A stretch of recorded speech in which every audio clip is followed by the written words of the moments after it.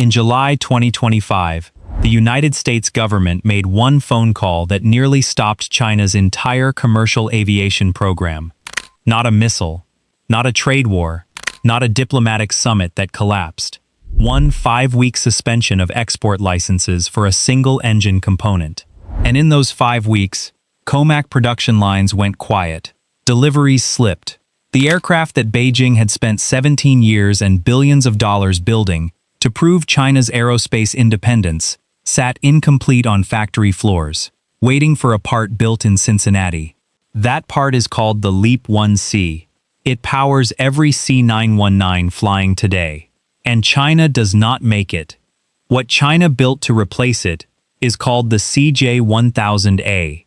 It has already flown. Its performance has reportedly exceeded internal expectations, and it now carries the weight of the most strategically important engineering project in Chinese aviation history. Because here is the sentence that explains everything that follows. Whoever controls the engine controls whether the aircraft flies at all. By the time this video ends, you will understand exactly what that means, and why the answer to this aviation war is more complicated, more honest, and more consequential than either Chinese state media or Western skeptics are willing to admit. The C919 is a real aircraft. 3 major Chinese airlines operate it. It has carried millions of passengers on domestic routes, connecting Beijing, Shanghai, and China's major economic hubs. By the standards of a program that flew its first paying passengers in May 2023, it is a genuine operational success. And Beijing has spent years presenting it as proof that China can build a commercial aircraft to compete with Airbus and Boeing. But look at what is under the wings, and the independence narrative starts to crack. The LEAP-1C is built by CFM International, a joint venture between America's GE Aerospace and France's Safran. Think of a turbofan engine not like a car engine, but like an extraordinarily precise industrial machine the size of a small delivery van, spinning at thousands of revolutions per minute, compressing incoming air to temperatures exceeding 1,000 degrees Celsius, mixing it with fuel and blasting the resulting combustion gases out the back at velocities that push a fully loaded aircraft across continents. A jet engine is one of the most technically demanding manufactured objects on Earth. Only a handful of companies across the entire planet can build one that regulators will trust with paying passengers. The LEAP-1C is one of those engines, and it represents roughly 30% of the C919's total manufacturing cost, the single most expensive and technically complex component on the aircraft, built in America and France, certified by American and European regulators, subject to American export control law. That last detail is the one that matters most, and in July 2025, it stopped being theoretical. The U.S. Department of Commerce suspended those export licenses. For 5 weeks, GE Aerospace was legally barred from shipping LEAP-1C engines to COMAC. The suspension was eventually lifted, but in those 5 weeks, COMAC delivered essentially nothing. By the end of 2025, the total number of C919s ever delivered stood at 32, far below the dozens that had been planned for that year alone. One regulatory decision in Washington, 5 weeks. China's most important industrial program nearly shut down completely. Here is what most people will never hear about that moment. The 5-week suspension was not a permanent action. It was lifted. And even that temporary measure nearly broke COMAC's delivery schedule for an entire year. A permanent suspension would not slow the C919 program. It would ground the entire existing fleet overnight. Every aircraft already flying, every airline already operating routes, grounded. Because the engines keeping them airborne come from Cincinnati and need an American export license to leave. Beijing had known this vulnerability existed for years. The CJ1000A program had been running in parallel since the C919's early development days. But after July 2025, the program stopped being a long-term development goal and became something different entirely. An immediate national emergency with a deadline attached. And the urgency visible in the latest version of the engine reflects exactly that shift. So what did China actually build? And does it solve the problem? The CJ1000A is developed by the Aero Engine Corporation of China, a state-owned enterprise created specifically to develop domestic jet engines for Chinese commercial aircraft. The headline specifications were deliberately designed to match the LEAP-1C as closely as possible on every dimension that matters for installation. Thrust output of approximately 28,200 pounds. To make that number real, picture the pulling force of 14 full-size pickup trucks, all yanking in the same direction simultaneously. Fan diameter of 1.95 meters, roughly the height of a tall doorway. Length of approximately 3.29 meters, about the size of a small delivery van. Nearly identical to the LEAP-1C on every external measurement. That similarity is deliberate, and it is strategically critical. Engineers have a term for what China built into the CJ1000A's design from the very beginning. They call it drop-in compatibility. It means the CJ1000A can be bolted directly onto an existing C919 airframe using the same engine mounts, the same fuel connections, and the same electrical interfaces as the LEAP-1C it is replacing. No redesigned wing, no new airframe certification program, no structural modification that would cost billions and take years to complete. An airline already operating LEAP-1C-powered C919s could eventually transition to CJ1000A engines on the same aircraft without treating it as a fundamentally different product. That is not an accident. That is the entire point. But here is what most coverage of this engine skips entirely. The outside of the CJ1000A matching the LEAP-1C is the easy part. What matters is what is happening inside, and whether the technology inside represents a genuine leap forward or a catch-up effort, working with tools that were already standard a decade ago. The answer is more interesting than the critics expect. Inside the CJ1000A are 18 hollow titanium fan blades. Hollow rather than solid, because removing material from the center of a blade reduces weight without sacrificing the structural strength needed to survive the enormous centrifugal forces of high-speed rotation. This is not old technology. This is the same manufacturing philosophy used in the most advanced Western engines currently in service. The engine uses a 10-stage high-pressure compressor, essentially 10 successive rings of blades, each stage squeezing the incoming air tighter than the last, increasing its density until it is compressed enough to burn with maximum efficiency. The combustor, the chamber where fuel actually ignites, uses 3D printed fuel nozzles manufactured using additive techniques that allow internal geometries completely impossible to achieve through conventional machining. In short, this is not a reproduction of 1990s engine technology dressed up in modern specifications. The CJ1000A incorporates manufacturing approaches and component designs that were not available when the engines it is replacing were originally developed. The engine has already flown, not on a C919, but on the Y-20, China's large military cargo transport, which is routinely used as an airborne test rig for new engine programs, before those engines are ever trusted with commercial passengers.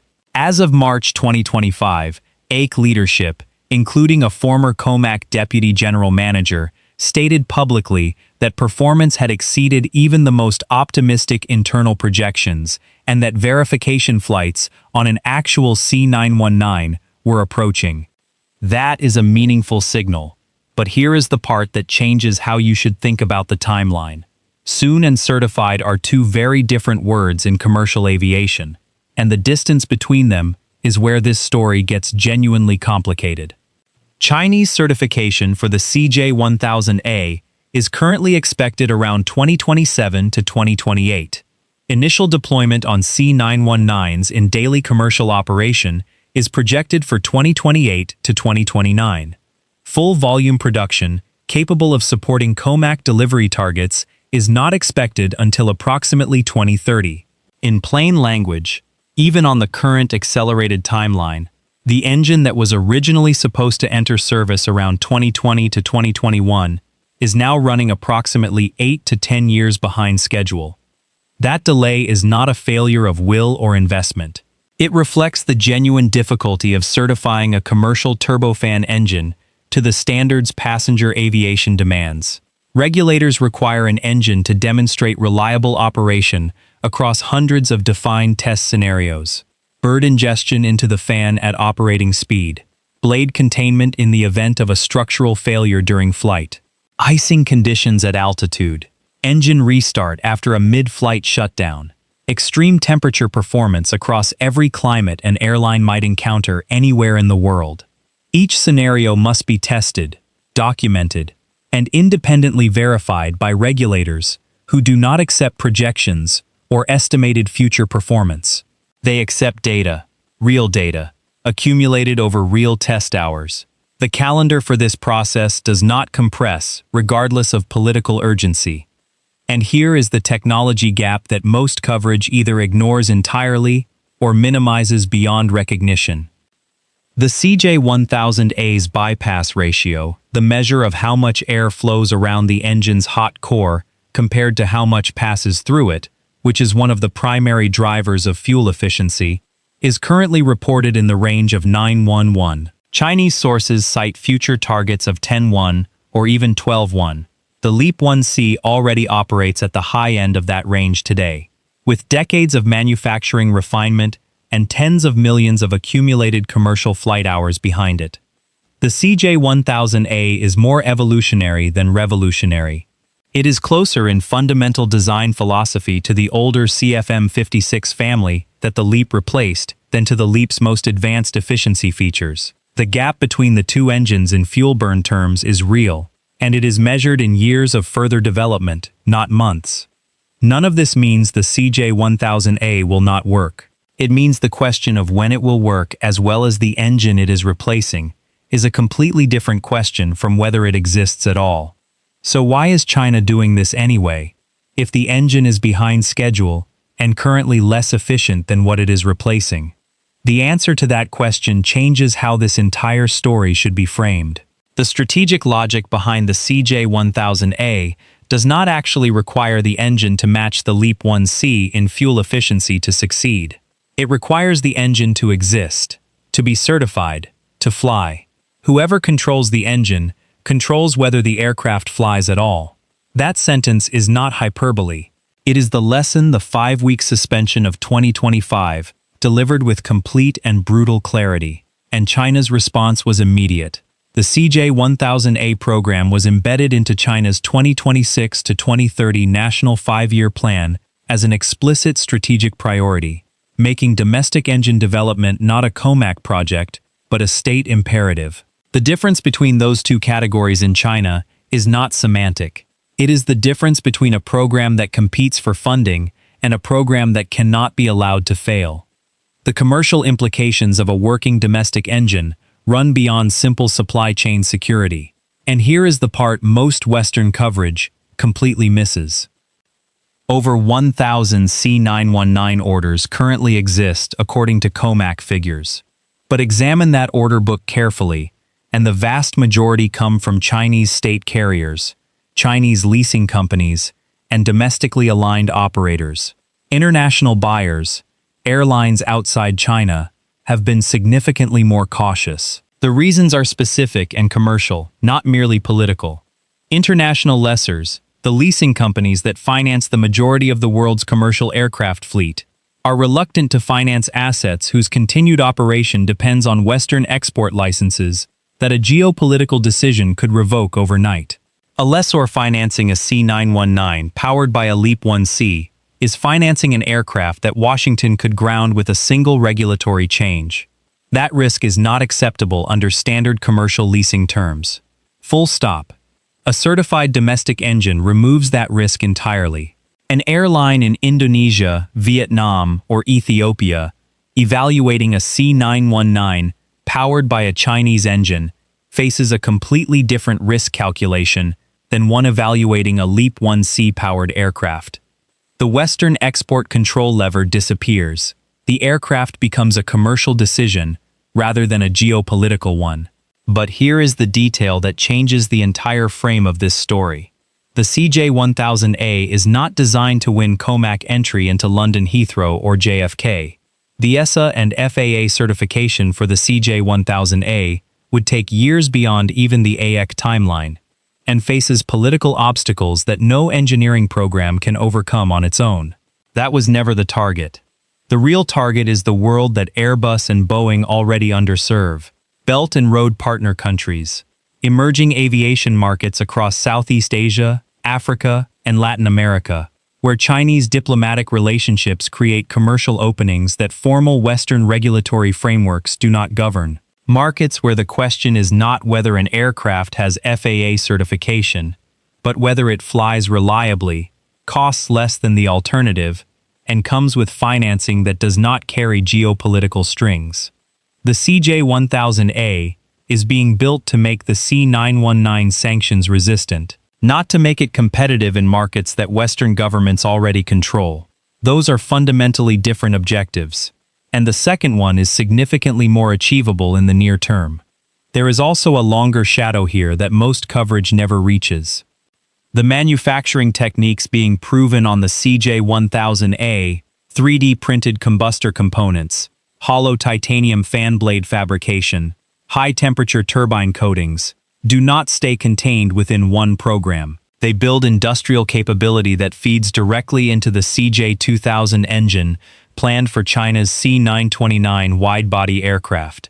Military variants benefit simultaneously. Turbine technology from the CJ1000A program is already appearing in derivatives linked to advanced Chinese military transport aircraft. The CJ1000A is not just an engine. It is the foundation on which China's entire future aerospace industrial capability is being constructed. Every test hour, every certified component, every manufacturing process proven on this program reduces the difficulty of the next one. The knowledge does not disappear when the program moves forward. It compounds.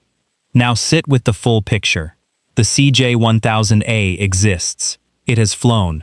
Its performance has reportedly exceeded internal expectations. It is progressing towards certification on an accelerated timeline driven by the clearest possible demonstration of why the LEAP-1C dependency was unacceptable. A 5-week export suspension that nearly shut down China's most important industrial program provided that demonstration more effectively than any internal report ever could.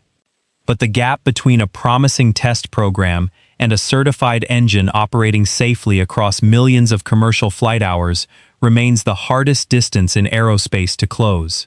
The LEAP-1C crossed that distance across decades of incremental refinement and accumulated operational experience. The CJ1000A is attempting to cross a meaningful portion of it in years. If it succeeds on its current timeline, China removes the single component that foreign governments demonstrated they could use to hold COMAC's entire production program hostage. The C919 becomes a genuinely sanctions-resistant aircraft. International markets that have been watching cautiously begin to open. The order book diversifies beyond domestic Chinese carriers, and the manufacturing knowledge accumulated becomes the platform for the C929 and the CJ2000 and whatever comes after that. If the timeline slips further, the dependency continues. The vulnerability the 2025 export restriction proved in 5 weeks remains fully exploitable. And every year the CJ1000A spends closing the gap with the LEAP-1C is another year that the LEAP-1C's successor is being developed by CFM International, with another decade of commercial refinement behind it. The real question worth sitting with is not whether China can eventually build a domestic engine that works. The real question is whether the markets that neither Airbus nor Boeing currently prioritizes, the routes where a sanctions-resistant Chinese aircraft with a domestic engine could compete without needing Western certification, will still be available when the CJ1000A is ready to serve them. That window does not stay open indefinitely, and the clock started in July 2025, when a 5-week export suspension showed Beijing exactly how little time it actually had. Drop your honest take in the comments. Do you think China closes this gap before the window closes? Or does the LEAP-1C's decades of lead time make this an impossible catch? If this video gave you something to think about that you will not find in most headlines, hit like and subscribe. Because the aviation war being fought right now in engine test facilities and certification offices will determine who controls the skies of the next 50 years.